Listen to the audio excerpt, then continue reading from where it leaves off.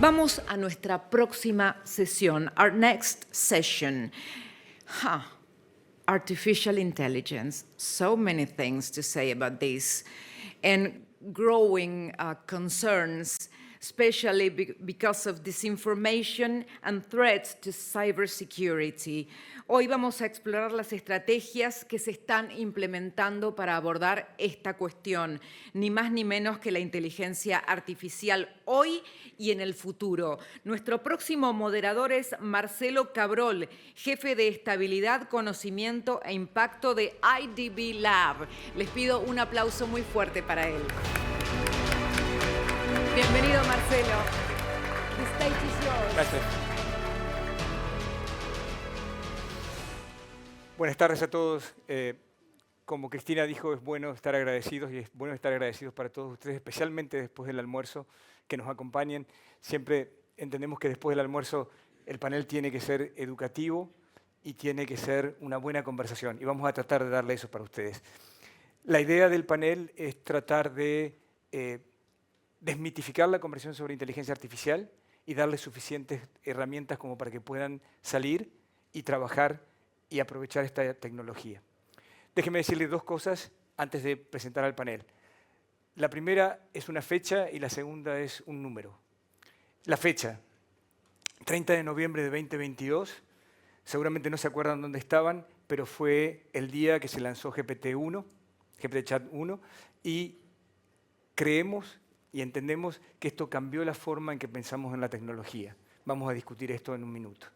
Y segundo, un número que no es mío, que no es del Banco Interamericano de Desarrollo, pero de McKinsey, que dice que la inteligencia artificial generativa en los próximos años puede agregar hasta el equivalente de un PBI del Reino Unido a la economía mundial por año.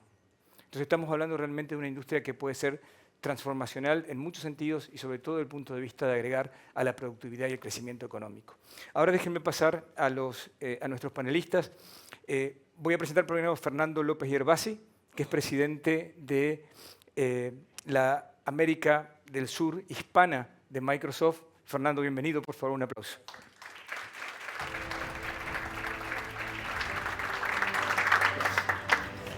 Segundo, Gabriel Vallejos, que es Revenue Growth Senior VP de Oracle. Bienvenido, Gabriel. ¿Todo bien? Luis Fernando Padilla, el próximo panelista, es el gerente general de IBM Consulting para Latinoamérica y el mundo. Bienvenido, Luis. Me voy a asegurar que es Fernando y que es Luis. ¿De acuerdo? Se llama Luis Fernando y dan vueltas. Patricio. Patricio Pagani, por favor, nuestro último panelista. Es founder de Black Puma.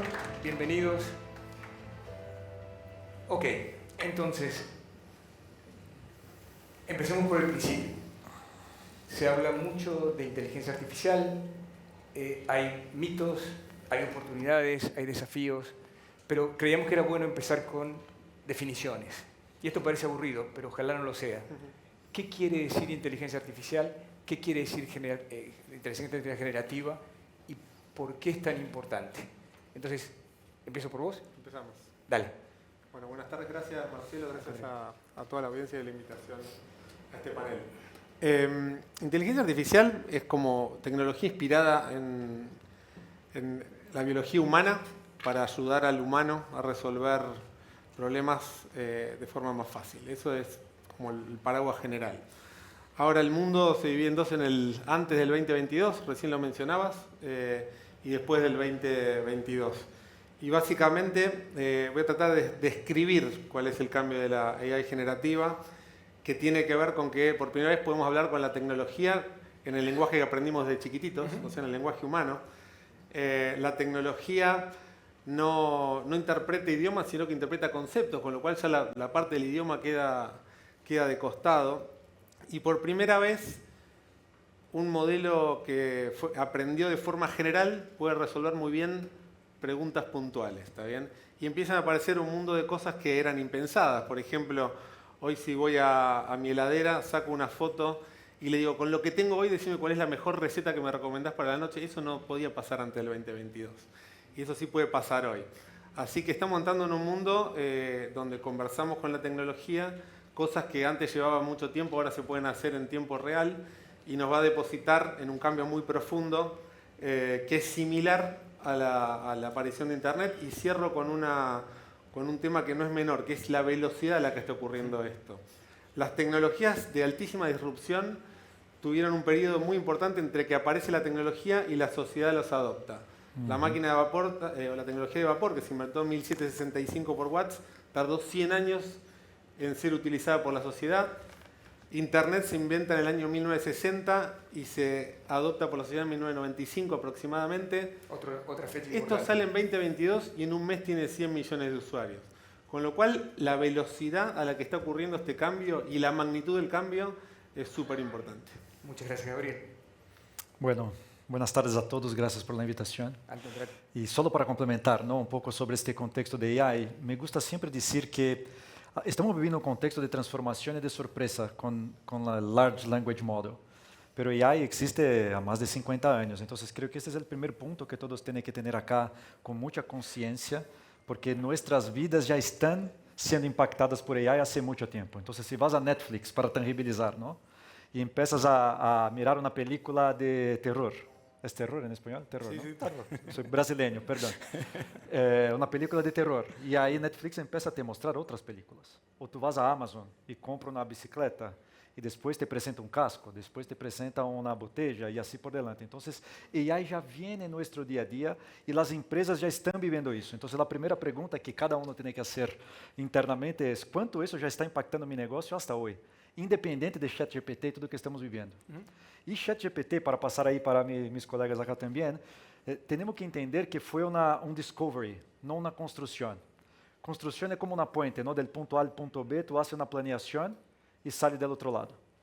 Com a AI generativa, foi uma combinação de fatores de capacidade computacional que, em algum momento, os modelos preditivos que já estavam criados e todo ele ensinar a máquina de que isto é uma bola, isto é um perro, isto é uma casa, a máquina começou a dizer, a bola está na boca do perro dentro da casa. Então, há Big Bang passando, então é natural que todos estejamos aí com um pouco de ansiedade de entender mais. Não vou entrar em tantos detalhes para dar tempo aí para todos hablarem. Super, gracias. Luis. Sí, a mí, buenas tardes primero a todos, muchas gracias por la invitación. A mí me gusta pensarlo cuando hablamos de este tema como una evolución, como un crecimiento, ¿no? Porque como decías recién, la inteligencia artificial tiene décadas, ¿no? Ya hace por ahí más de 10 años en televisión en Estados Unidos se le ganaba al campeón de Jeopardy, ¿no? Entonces ha ido evolucionando, ¿no? Desde crear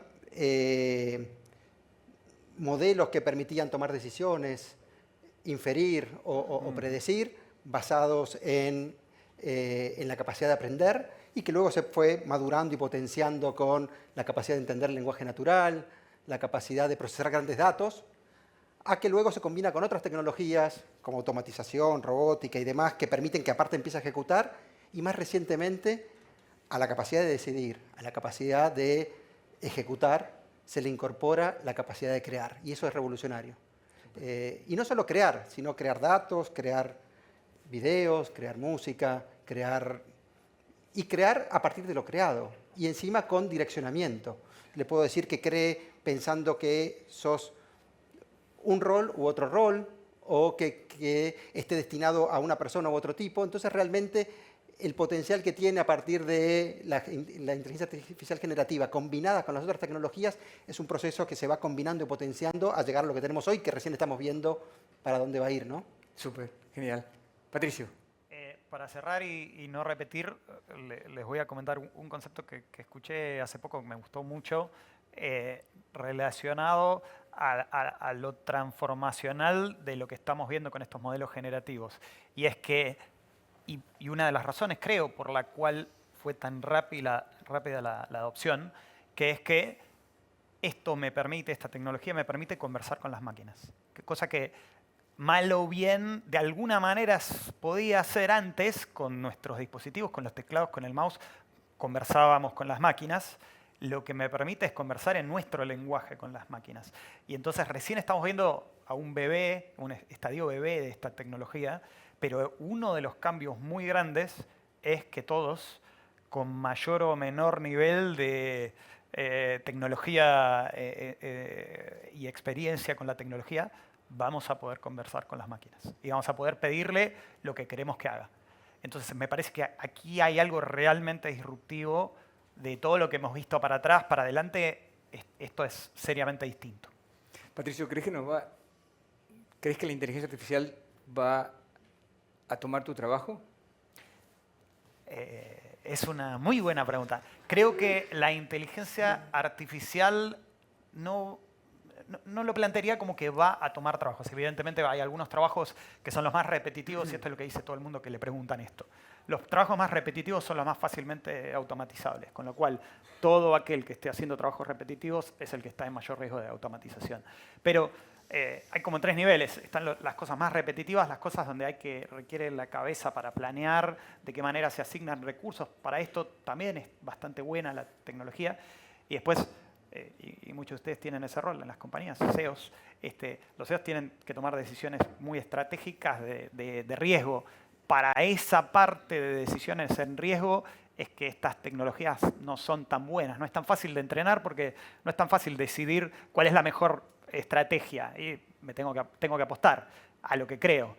La máquina no le resulta tan fácil apostar. Me puede ayudar a la planeación de esa apuesta, pero creo que ahí hay una limitación muy práctica de hasta dónde puedo usar la tecnología para apoyarme en las capas de abajo, y en la parte estratégica más difícil, lo cual a todos ustedes y a nosotros, CEOs, nos debería dejar relativamente tranquilos. Vamos a volver para eso. Vamos a ver si estamos tranquilos al final de la conversación.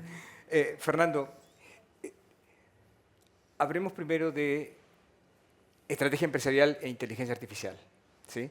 Hay mucha gente aquí que está muy interesada en saber cuáles son los bloques fundacionales, cuál es el checklist para una estrategia empresarial que entienda, apalanque y use bien la inteligencia artificial. Hoy el gran cambio de hoy que estamos viendo fundacional es el mundo de la superproductividad. ¿Está bien? Entonces, tuve una charla con una persona esta semana que me decía, ¿para qué quiero usar copiloto si le pido algo al equipo y me lo dan en 2 minutos? ¿No? Y la realidad es que eso va a empezar a ser caro en algún momento. ¿Está bien? Entonces, el C-Level tiene que empezar a entender que venimos hacia un mundo de superproductividad y de mayor nivel de inteligencia. Hace 7 años se hablaba en una agenda de board de gobierno de compañías que teníamos que tener la transformación digital en el centro. Hace 3, 4 años, ciberseguridad. Hoy en día es un tema de gobierno de compañía, inteligencia artificial, porque básicamente van a ser interpelados todos los procesos, las operaciones, la forma en la que servimos a los clientes, la forma en que los empleados son más productivos. Entonces son checks realmente fundacionales. Si agarramos las 4 anclas de una compañía, que es cómo atiendo a mis clientes, cómo gestiono mis operaciones, cómo gestiono mi fuerza laboral y cómo innovo en productos y servicios, las 4 áreas están interpeladas. Porque realmente todo lo que llevaba antes horas, hoy se hace en minutos o en tiempo real. Hoy en una reunión de board, por ejemplo, utilizando inteligencia artificial, yo puedo pedirle al final de la reunión, decime los puntos de acuerdo y desacuerdo con tal persona, bien específico. Y decime recomendaciones para desatar estos puntos de acuerdo y desacuerdo. Eso es tecnología realmente disruptiva.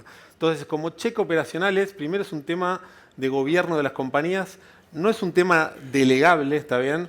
Hoy en día los que vemos que están avanzando fuertemente, sobre todo en los últimos 6 a 9 meses, porque esto es tecnología que no existía antes. Cuando alguien, y abro un paréntesis, nos pide, tráeme un socio que tenga experiencia, tráeme gente que tenga tecnología madura, y bueno, no existe ni tecnología madura ni socio con experiencia porque esto es nuevo. Entonces, lo que digo como punto de novedad, las compañías que están avanzando muy fuerte son las que el CEO lo ha abrazado y cuyo board tiene como elemento de gobierno la inteligencia artificial incluida en su agenda.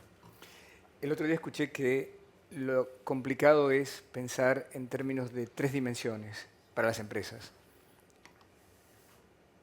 Cómo ser más eficientes, cómo hacer a sus clientes más felices y cómo realmente hacer a sus empleados más felices, ¿sí? O por lo menos más contentos. ¿Te parece que esta es una buena descripción del Te desafío? voy a dar un ejemplo bien concreto, un caso público nuestro con un cliente en Colombia que se llama Da Vivienda, que nos premiaron. Básicamente, a partir de un agente inteligente, a un telefonista, en vez de que el telefonista tenga que buscar información, el periodo de respuesta de 18 minutos lo bajamos a 1 minuto. Entonces, la gente le da en tiempo real información del cliente personalizada. El cliente tiene una respuesta más rápida y más eficiente. El empleado realmente resuelve todo mucho más fácil y la compañía se ahorra un montón de dinero porque eso es productividad pura. Esa es la materialización de lo que estamos hablando acá. Eso llévalo a todos los 4 ejes que mencioné antes, con lo cual, a tu pregunta, realmente la tecnología atraviesa todas las capas. Todas las capas, sí, puede ser posible. Gabriel. Eu queria complementar, Dale. Fernando, muito rápido. ¿No? Eu vejo, temos que ter em mente dois grandes grupos de impacto de AI. ¿No? Um é mais incremental em la operação, que é como interactuamos com o cliente, como melhoramos a produtividade das pessoas dentro da empresa, empresas grandes, ¿no? Como manejo a força laboral, como hago um talent review board em todo o mundo, haciendo com que a metodologia seja consistente, que todos estejam dentro do mesmo modelo. Então, vem aí AI para ajudar muito nisso. Já há tecnologias que já estão atuando, não? Já está up and running. Do outro lado, vêm as transformações que são mais disruptivas, que aí vem muito com as perguntas de los CEOs. Como hago uma transformação do negócio? Não só na melhoria operacional, mas como eu desenvolvo um novo modelo? Como eu crio um novo revenue stream? Então, exemplos também. Não posso abrir os clientes porque está todo em laboratório, não? Pero um retail brasileño de roupas, ¿no? Que tem um grande desafio como todos os retailers, que é vender por internet. É muito difícil comprar uma roupa por internet. Não sabe se vai quedar bem em ti, tens inseguridade, pero com AI tu podes ter um tailor que saca uma foto de ti em tu casa, saca todas tus medições e proyecta a roupa arriba de ti e te diz, não compres. Ou compres porque vai quedar bueno. Quanto isso pode apalancar revenue em la punta e aumentar sua omnicanalidade? Ou um hospital que tu tens, que é um outro cliente nosso que estamos desenvolvendo, por exemplo, que tu vas a uma consulta médica e empiezas a dizer todos os sintomas. E a lo largo da conversação com o médico já tem em uma pantalla todos os possíveis problemas e as possíveis soluções para recomendar, para acelerar o processo de acesso à medicação, à medicina, e al final trazer mais qualidade de vida para as pessoas. Então, isso que temos que pensar, como combinamos em las empresas a melhoria incremental, operacional, e ao mesmo tempo pensar quais são os modelos de negócios, quais são as ideias disruptivas que podem criar coisas que aún não estão no mapa, ¿no? É muito novo. Entonces, Gabriel, hablé de los empleados recién, de los empleados de una compañía. Cuando uno le pregunta a un CEO, uno de los principales desafíos es el tema de talento, ¿no?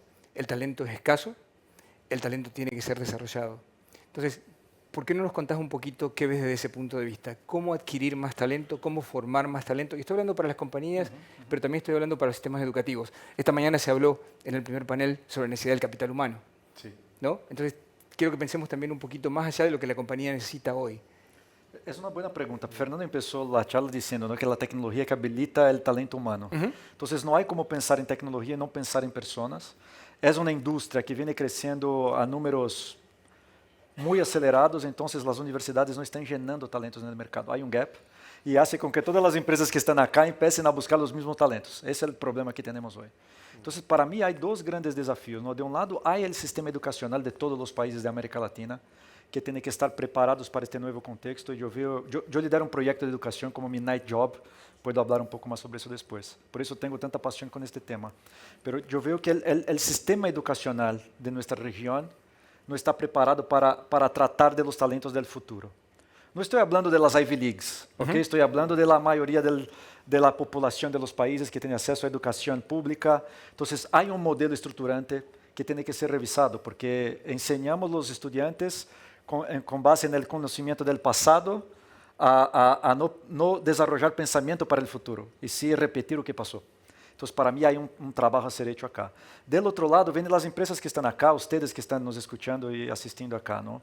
Temos uma responsabilidade nas sillas que estamos hoje. As sillas cambiam, mas temos que aproveitar o momento que temos e criar projetos que as empresas privadas também possam trazer programas para apalancar os talentos que estão aí, porque al final há muito talento, falta acesso e falta ferramentas. Então, só para também abrir um pouco, eu creio que podemos passar.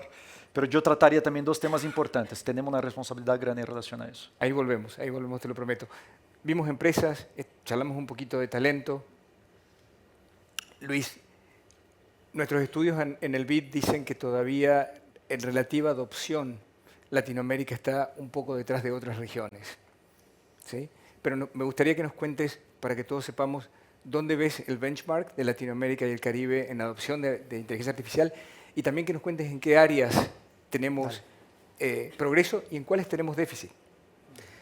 Yo creo que nosotros hacemos en IBM hace más de 20 años, todos los años, lo que llamamos el SEO Study, Así ¿no? es. Que incluye alrededor de 3.000 CEOs y líderes de organizaciones en todo el mundo. De hecho, en Latinoamérica casi 300, un 10% participan. A mí me tocó personalmente entrevistar a varios de ellos y charlar con varios de ellos. Y hay varias conclusiones y bien interesantes. La primera es que yo diría que el 75% de los líderes de organizaciones en Latinoamérica y globalmente está muy alineado, entiende que hay que invertir en programas de inteligencia artificial porque en los próximos 2 años va a ser una ventaja competitiva tener un programa de inteligencia artificial. Segundo, y un poco distinto por ahí a lo que vos dijiste recién, cuando vemos en el caso de Latinoamérica, casi 2/3 de los líderes de Latinoamérica están haciendo algún tipo de iniciativa de inteligencia artificial, lo cual es un poco mayor al promedio mundial, que es alrededor del 59%. Con lo cual, puede ser que en el progreso no estén tan avanzados, pero ya hay un avance en una gran cantidad de organizaciones. Otros puntos bien relevantes me parece que es que los líderes están pensando que en los próximos 2 años las inversiones en inteligencia artificial y programas de transformación van a estar alrededor de duplicarse o cuadriplicarse. Y sobre todo también, y tú lo mencionaron, el desarrollo de talento, que casi un 40% sabe que no tiene el talento que necesita y que va a tener que invertir. Porque hace un rato hablábamos de si reemplaza o no reemplaza. Lo que sí creo que no queda duda es que lo que sí reemplaza es que la gente que utiliza inteligencia artificial va a reemplazar a la que no la usa. ¿Sí? Entonces, yo creo que eso te da un poco la pauta de que hay una visión de que realmente se está avanzando, hay madurez, hay interés en Latinoamérica. Pues hablaste un poco de las áreas. Nosotros vemos que, primero, en general, de los líderes surgen 2 grandes preocupaciones. La primera, lo mencionaron bastante, es el tema de no hacer porque sí, sino cuáles son aquellos casos de uso, cuáles son aquellos procesos que tienen retorno de inversión, que van a generar impacto, que van a generar beneficios, sobre todo ahora que hay mucha preocupación por la rentabilidad y la eficiencia. Y segundo es la confianza que voy a tener en este programa, cómo lo voy a gobernar, va a ser seguro, va a ser trazable, va a ser confiable, ¿no? Y ahí en las distintas áreas nosotros vemos 3 grandes áreas que son las que están teniendo más casos de uso, donde hay más avance y donde hay mayores beneficios. La primera, nosotros habitualmente lo denominamos digital labor o trabajadores digitales, que son en general áreas como recursos humanos, finanzas, administración, operaciones, donde, por ejemplo, por solo mencionar la eficiencia en un proceso de reclutamiento. Yo puedo con inteligencia artificial generativa combinada con inteligencia artificial empezar a interactuar para generar el rol que quiero empezar la búsqueda, lo voy iterando, lo voy refinando, lo genera automáticamente, lo puedo inclusive combinar para automatizarlo y aprobarlo, y una vez que está listo, que salga automáticamente. Pero ahí no termina, sino que cuando llegan todos los currículums, lo puede de alguna forma procesar todos, sacar conclusiones, sacar comparativas, y realmente un proceso que puede durar días, se puede transformar en horas o minutos.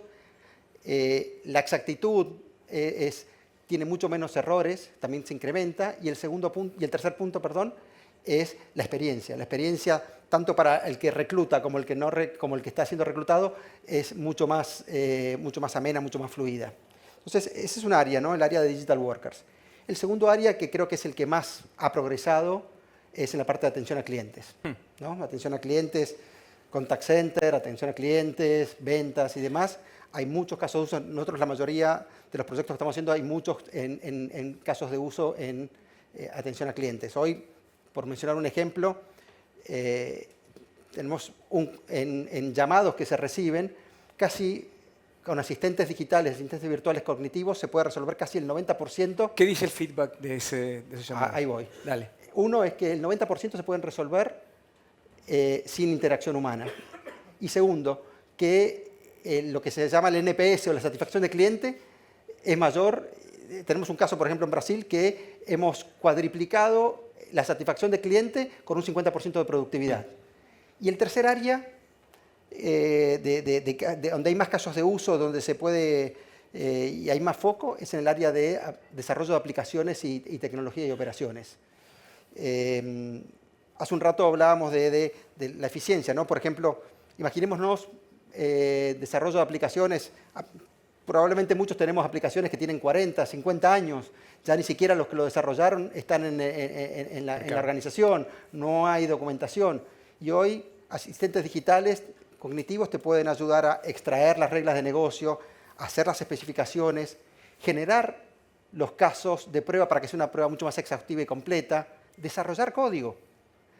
Y evidentemente después va a haber una colaboración para que ese código la persona lo termine de refinar y terminar, pero al final se pueden lograr eficiencias del 50%. Entonces esas son como las tres áreas. Ahora yo me quedaba con un último punto, que es, no se trata de aplicar tecnología, sino realmente a partir de la tecnología de inteligencia artificial, junto con otras como automatización, cloud y demás, repensar los modelos a partir de la experiencia para que realmente produzca el beneficio esperado. Porque si uno le pone solo tecnología, pero no rediseña el proceso, el modelo, realmente los beneficios no se logran. Inteligencia artificial hace que, este último punto es muy importante, que sea más necesario redefinir esos modelos. O sea, ¿es más necesario competitivamente mirar esos modelos?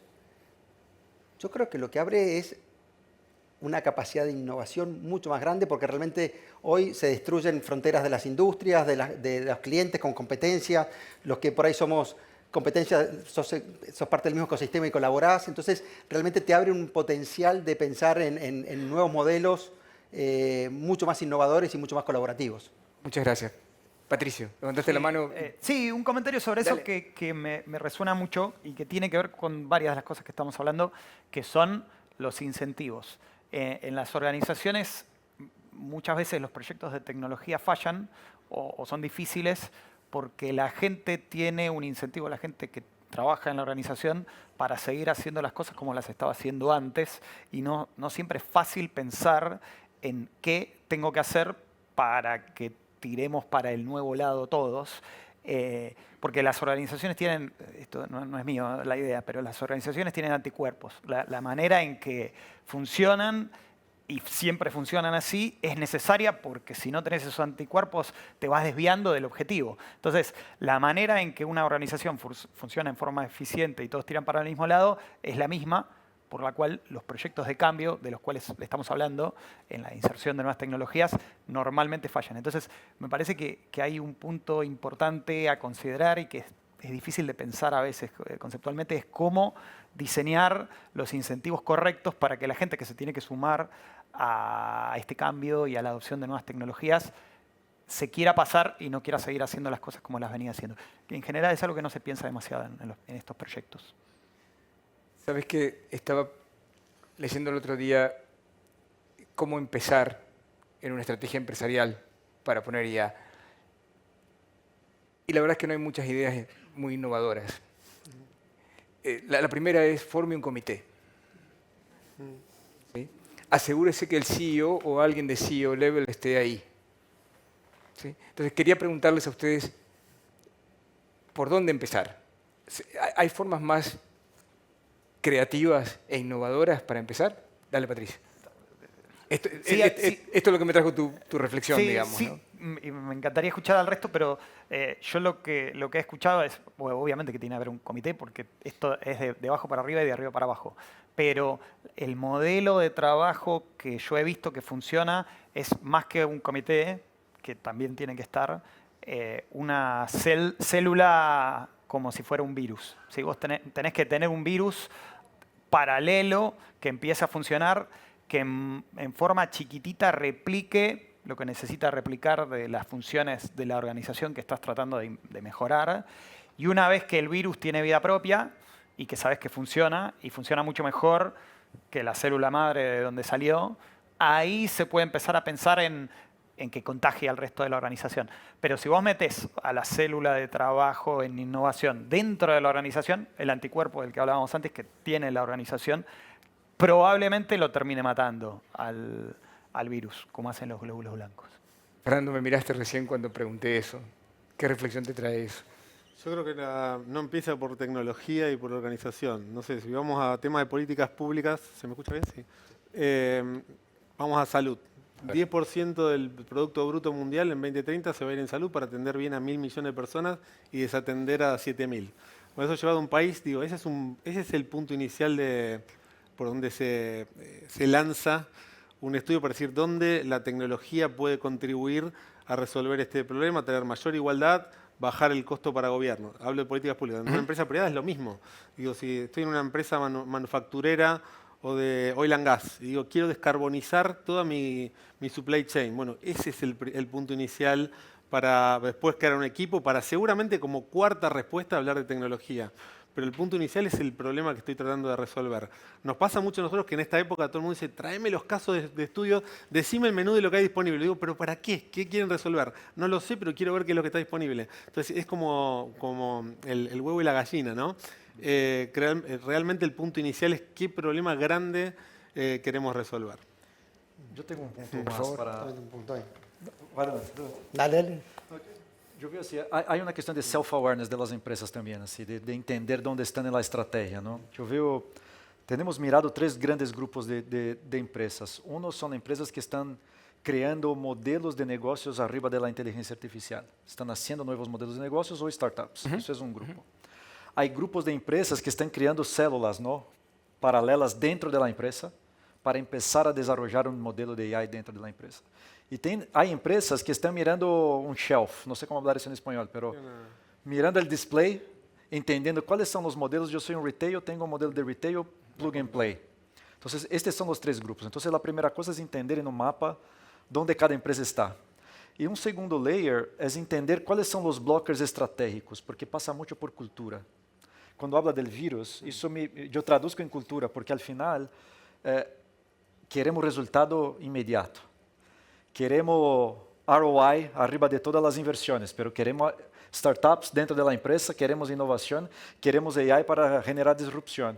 E muitas vezes todo o que queremos dentro da empresa se chocam e não se conectam.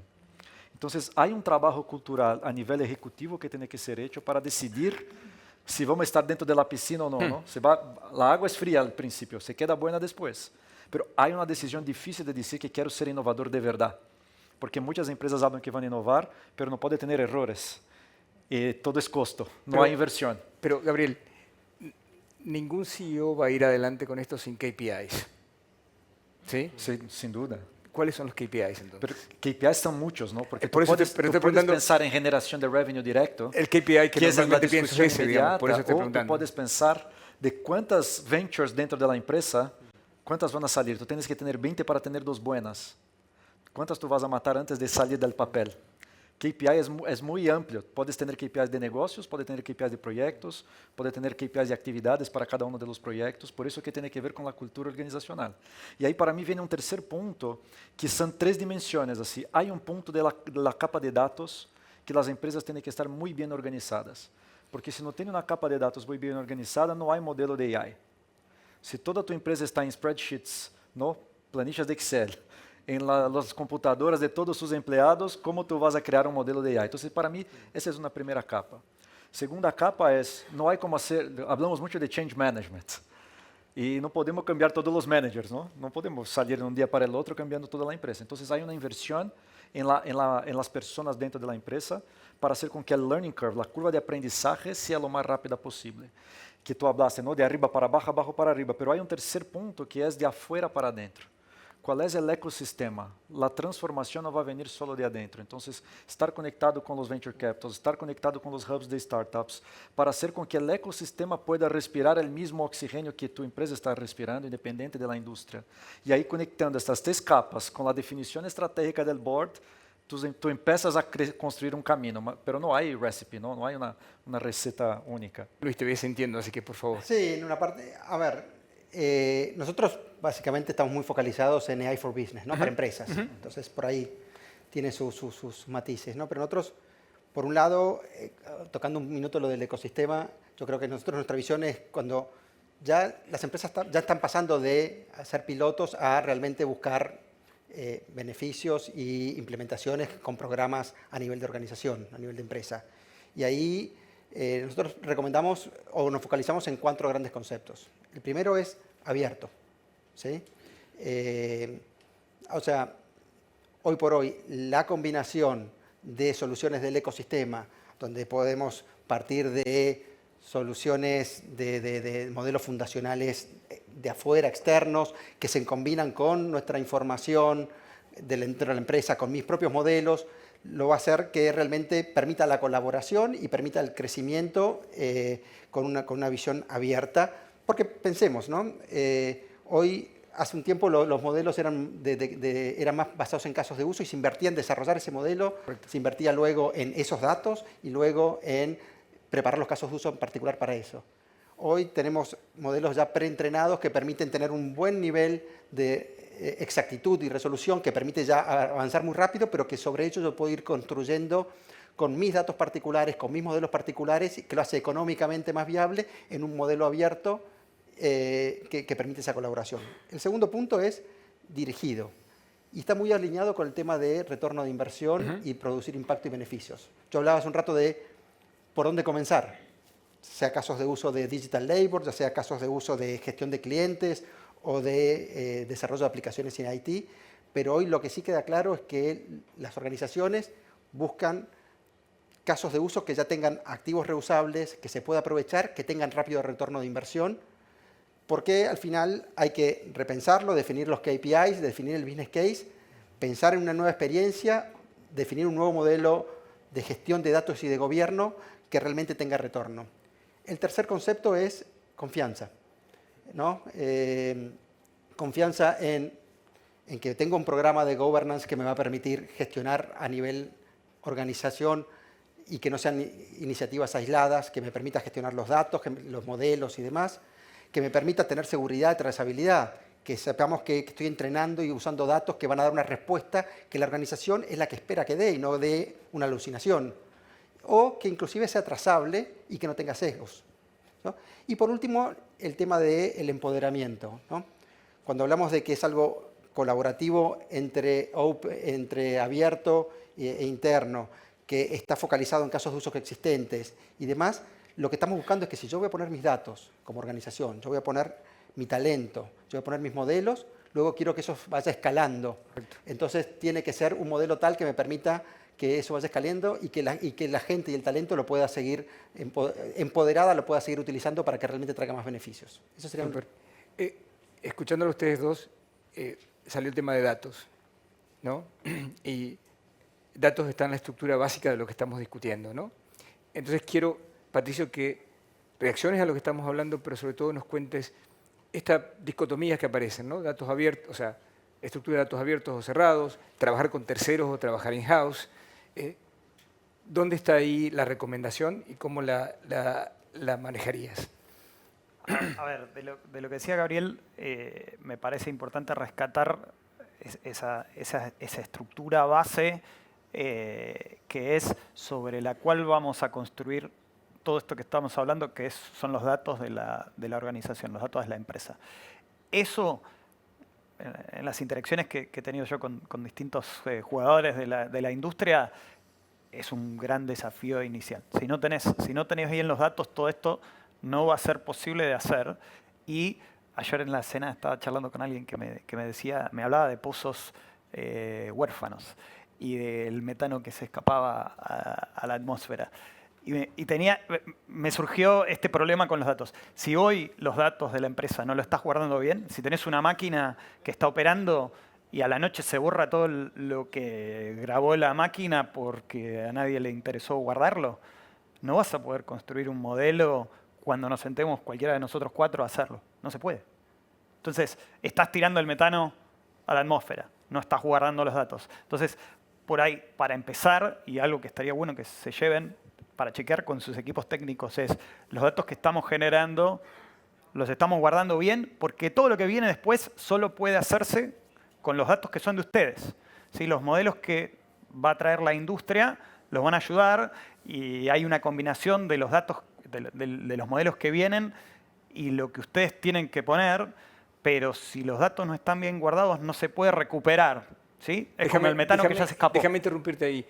Habló de spreadsheets, ¿no? Sí. Datos en spreadsheets, pero vos estás yendo más allá de eso, ¿no? Sí, no ¿Qué importa. quiere decir tener bien los datos?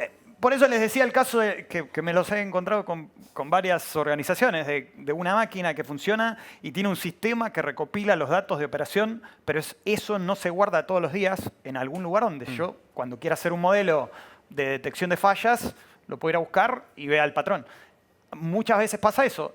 Baja a un spreadsheet, pero eso no es el lugar para guardarlo, porque ese spreadsheet se pierde, alguien es dueño, lo sabe usar solamente la persona que maneja el spreadsheet, que puede ser el gerente de planta, ¿sí? Entonces, esta realidad de no tener una buena estrategia de datos imposibilita los pasos siguientes. El foundation no está bien creado. Eso es lo primero que hay que hacer. Si no está eso, el resto no se puede construir. Y de ahí la pregunta tuya de propietario, no propietario, con colaboración de terceros o no, me parece que eso, la respuesta pasa por la realidad de sus organizaciones y si tienen las capacidades para trabajar en la resolución del problema, pero sepan que los datos de ustedes siempre van a ser clave para poder ayudarlos a optimizar el problema, con lo cual parte de una buena estrategia de datos y lo que se puede enseñar a los sistemas a partir de eso. Si no los tienen, hay que arreglarlo. ¿Gobernanza de datos? ¿Qué quiere decir? Gobernanza de datos es otro tema del que podemos hablar todo un panel, pero es sumamente importante. Pasa también en todos los proyectos que depende, si la organización no tiene bien estructurada la gobernanza, cada operador de un sistema determinado crea hablan de KPIs, crea sus KPIs como mejor le parece. Digamos, el índice de X es en función de la persona que lo prepara. La gobernanza hace que eso se estandarice y se estructure de manera de que tengas una sola verdad. Y eso es sumamente importante para poder construir sistemas que aprendan, porque si tenés muchas verdades, ¿cuál es la óptima? Lo primero que tenés que hacer es igualar los criterios y una vez que igualas los criterios, podés pedirle a los sistemas que te ayuden a optimizarlos. Gracias, Patricio. Voy a salir un ratito de las empresas y de los KPIs. Y quiero empezar por Fernando acá con un tema interesante. Bienes públicos globales, ¿sí? Sobre todo con el tema de clima, con el tema de pobreza y vulnerabilidad. Entonces, también hay una promesa de inteligencia artificial y sobre todo la generativa de hacer un cambio en esto. Entonces, yo sé que Microsoft trabaja en esto. Hablamos antes del panel de un ejemplo que nos gusta mucho y me encantaría que le cuentes a la audiencia de este ejemplo por lo menos. Bueno, perfecto. Y en general tu reflexión sobre bienes públicos globales, ¿no? Sí, un breve aviso del anterior, lanzamos el copiloto para Excel, así que los exceleros van a tener la solución también. Nos lanzamos en septiembre del año pasado un proyecto en Colombia, pero para afectar 9 países, para ayudar a tomar decisiones en tiempo real respecto a cambios de biodiversidad y deforestación en la Amazonía, ¿está bien? Y por primera vez unimos 3 fuentes de datos que no estaban trabajadas así antes, que era, por un lado, imágenes satelitales, pero imágenes satelitales, la Amazonía está cubierta siempre de nubes, con lo cual hay mucha tecnología detrás para poder utilizarlo. El segundo era la bioacústica de la selva, y el tercero son cámaras trampas. ¿Está bien? Hay cámaras, digamos, por todos lados, y eso es una fuente de datos.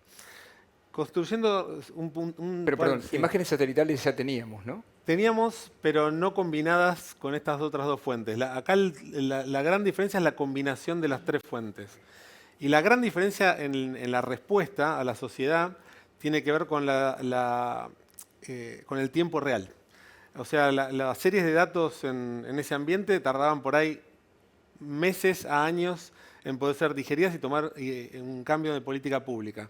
Hoy en día esto permite hacerlo en tiempo real, afectando a 9 países. Así que eso es un proyectazo, lo lanzamos el año pasado. La novedad es que se hizo a través de un consorcio donde intervino la Academia, Universidad de los Andes, ONGs, que en general aportaron mucha experiencia de lo que era el trabajo de campo, ¿está bien? Y bueno, y la empresa privada y el sector público. Como colateral de esto, descubrimos también que tenemos el potencial de cambiar la agenda de profesiones, ¿está bien? Para ir concreto, en el mundo hay 1.2 millones de biólogos y biólogas. 1.2 millones. Millones, nada más. Nada más. También parece mucho, es súper poco, dado el problema que tenemos que resolver como planeta. La mayoría del tiempo de los biólogos se iba, el 80%, en curar la data, o sea, decir si la foto que toma la cámara trampa era realmente tal animal, y eso, nada, lo pudimos resolver con tecnología. Con lo cual, como colateral, estamos cambiando la naturaleza de la agenda de una profesión. Eso llévenlo al terreno de la educación, de la medicina, al terreno que quieran. Realmente, con la data podemos resolver parte de la agenda de no valor agregado de ciertas profesiones para cambiarlas radicalmente. Así que bueno, este es un proyecto espectacular. Hoy lo estamos expandiendo para que el aprendizaje se use en los distintos países, pero de eso se trata parte de lo que hacemos. Resolver, antes decía, ¿cuál es el problema a resolver? Claro. Y este es el problema a resolver, y la tecnología viene después, y el cambio colateral viene después también. Regulaciones gubernamentales. Bueno, hay mucha actividad, sobre todo en Latinoamérica, que es mi ámbito de influencia. Con los gobiernos, también los gobiernos están avanzando muy fuerte en la agenda Perú, Chile, Colombia, Argentina. Tenemos que lograr traccionar un poco más, pero realmente nosotros somos una compañía Microsoft Pro Regulación. Creemos que hay que establecer bien la cancha de juego en todo lo que tiene que ver con inteligencia artificial, los principios éticos detrás de la inteligencia artificial. Tenemos principios nosotros como compañía muy alineados con el resto de la industria, Ahí vamos a ir en un pero momento. realmente es un área súper importante, y los gobiernos, nuestra labor es que sepan lo que está ocurriendo. Gracias por terminar mi pregunta. Nada. Como moderador debería terminar mis preguntas, no las estoy terminando, está todo bien. Gabriel, hablamos antes del panel sobre este ejemplo que traes de empresas trabajando colaborativamente para resolver problemas. Esto me intrigó mucho, digamos, porque una de las cosas que aparece claramente es que inteligencia artificial, y sobre todo la generativa, es colaboración. ¿Sí? Es colaboración interna, externa, con terceros, abierta y cerrada de alguna manera. ¿Puedes contar esa historia? Sí, yo creo, volviendo un poco en este tema del ecosistema, ¿no? Yo creo que hoy el mundo que vivimos no es un mundo que vamos a resolver las cosas solos. Ninguna empresa, no importa el tamaño. Entonces, hay disrupción veniendo de las grandes, hay disrupción veniendo de las startups al mismo tiempo. Entonces, o que yo dejo en este tema acá para todos es realmente considerar el ecosistema como una extensión de su estrategia. Porque al final, para resolver cualquier que sea el problema, ¿no? Tú vas a necesitar de ayuda de alguna forma, porque la tecnología avança de forma tão brutal. En este momento, hay alguna startup creando algo específico para manufactura que nosotros en esta sala no estamos mirando el teléfono ahora y no sabemos. Entonces, es bien importante tener eso en mente, ¿no? Y ahí hay muchos ejemplos, ¿no? Hay casos de bancas que estamos resolviendo desafíos de negocios que al final hay una combinación de soluciones de Oracle, que es súper robusta, verticalizada para la industria, horizontal, que funcionaría para otras industrias, pero con una capa de solución de una startup arriba de eso. Entonces, podría dar muchos ejemplos, pero lo más importante es eso, que para cada una de las empresas acá, independiente de la industria en específico, hay que pensar en el ecosistema como una extensión. Es fácil decirlo, difícil hacerlo, ¿no? Así es, un desafío diario, ¿no? Okay. Sí, desafío ¿Cómo es la colaboración normalmente?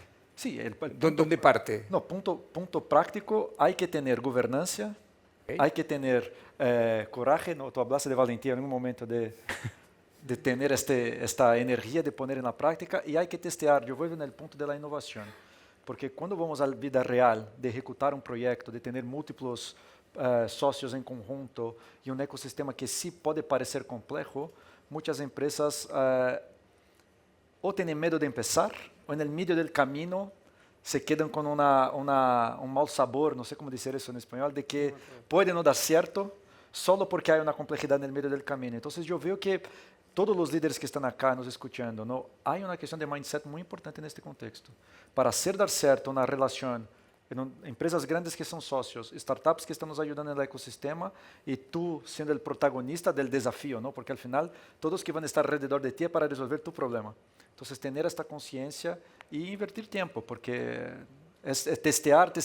Hay un dato interesante.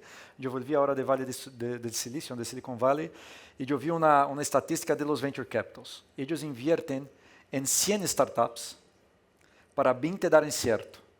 De las 20 que arrancan, 4 son exitosas, 3 de las 4 generan el doble o 3 veces más la inversión, y una va a generar 100 veces más lo que invirtió. Entonces, mira la taja de conversión. Por eso que yo veo, ¿qué es el KPI? Solo para dejar ahí una semilla. Los fondos de inversión creo que tienen esta estadística en la cabeza. Sí. Luis, me gustó mucho cuando hablaste de responsabilidad de la empresa. Y siempre se habla de adopción ética y responsable de la inteligencia artificial como uno de los valores más importantes para un reglamento o una guía de trabajo para las empresas.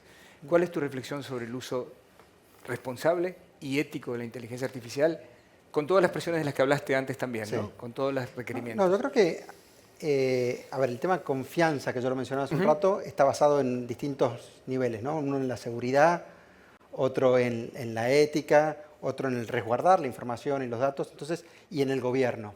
Entonces, tener un gobierno de la iniciativa de inteligencia artificial es fundamental para tener esa visión y ese control y cómo lo manejo.